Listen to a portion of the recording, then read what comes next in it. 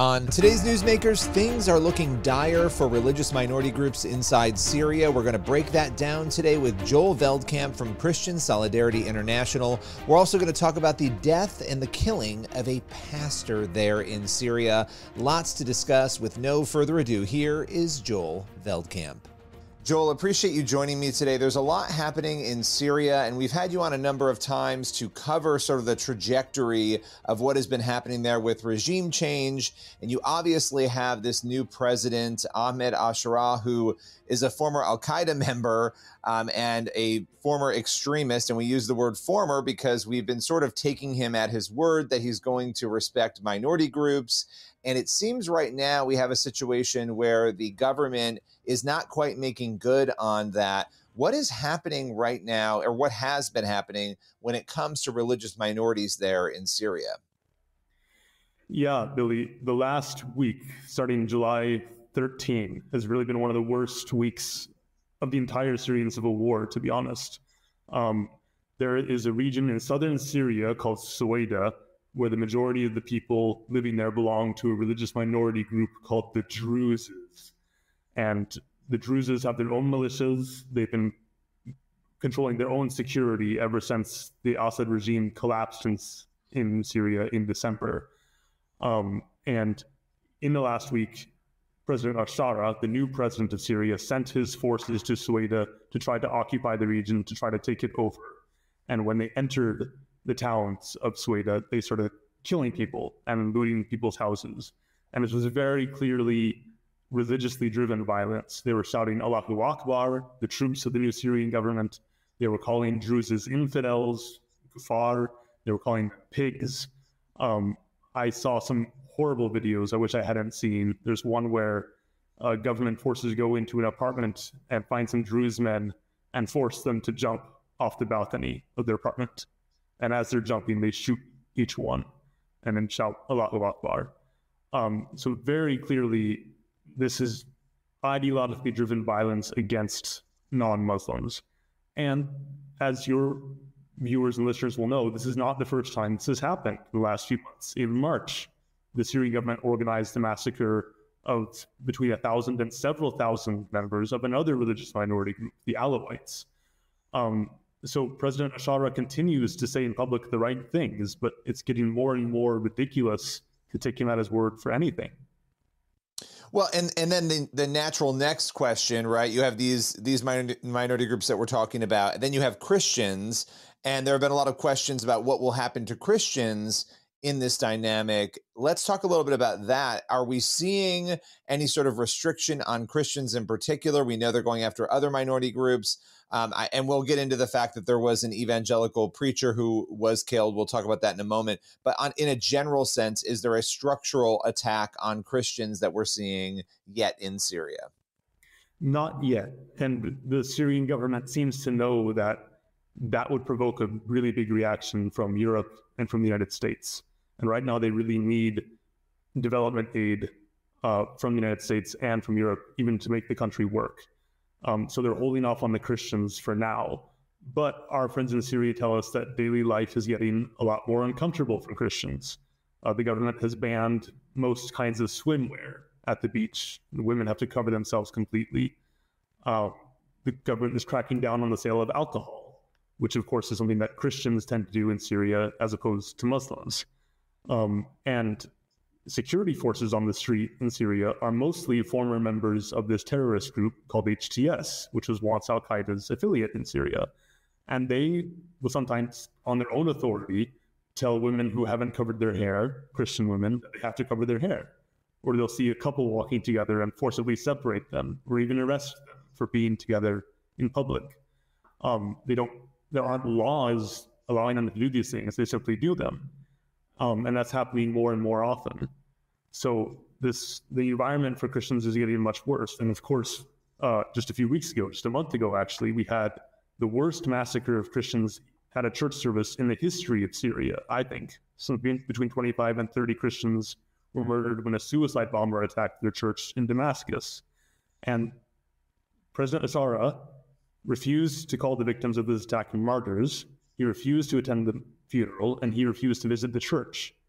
these are extremely serious bad signals to the Christian community. Well, and you look a lot at persecution and trends, and obviously there's direct government persecution, but then you have, if the government sort of turns a blind eye, looks the other way, people become empowered to do things like that suicide bombing, right? Oh, well, this guy went and did this and these people died and nobody said anything. Well, then we can start to do these things as well and nobody's going to say anything or stop us. I don't know if you want to reflect on that at all, but that's another element of this. If the government doesn't do it directly, their inadequacy in dealing with it can then empower other forms of persecution in the community. Absolutely. That's absolutely what's happening now in Syria. Yes. So, just to go back to the Druzes for a minute, for those who don't know the tension point there, what they believe and why they would be, just to kind of, I think it's important maybe we talk a little bit about that so people understand what it is that would make them a target. Mm-hmm.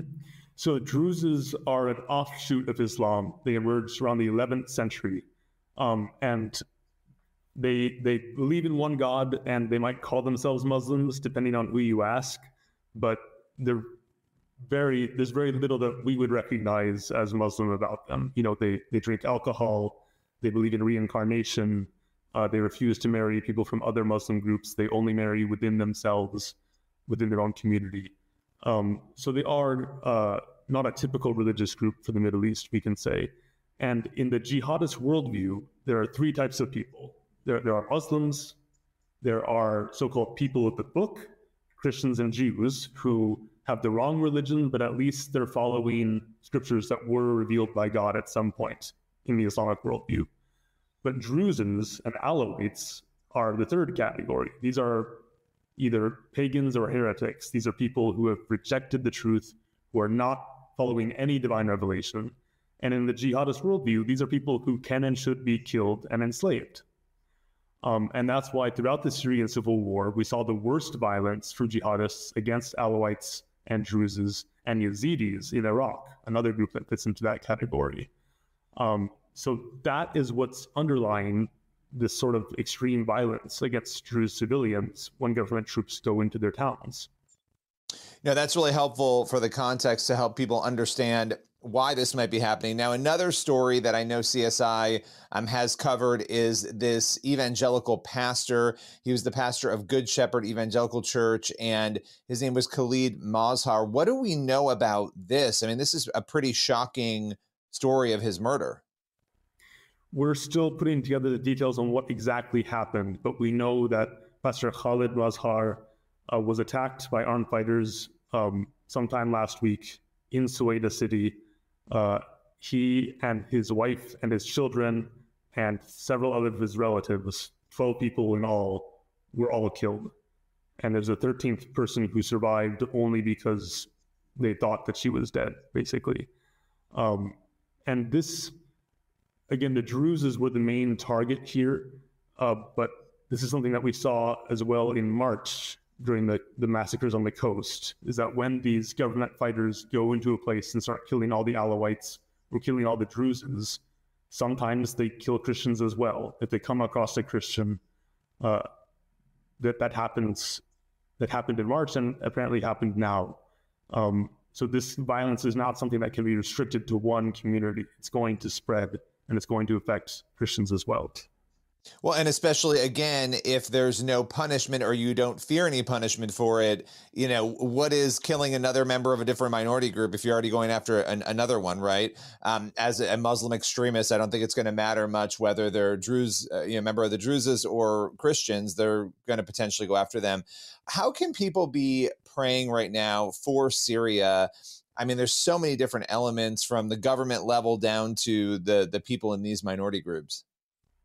Yeah, I mean, I try to pray for President Bashar every day. We're supposed to pray for our leaders. And if he were to have a change of heart, that would really make a big difference in Syria. But we also need to be praying, I think, for the leaders in the United States.